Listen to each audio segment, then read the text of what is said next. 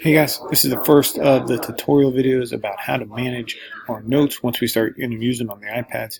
First thing we're going to do is create a notebook in our drive so we have somewhere to put the notes after we're done taking them in class. So we're going to go to our drive right here, and next, right near the top, it's going to say My Drive. We're going to have a little, what I think looks like a downward arrow. If I click on that, I'm going to click New Folder.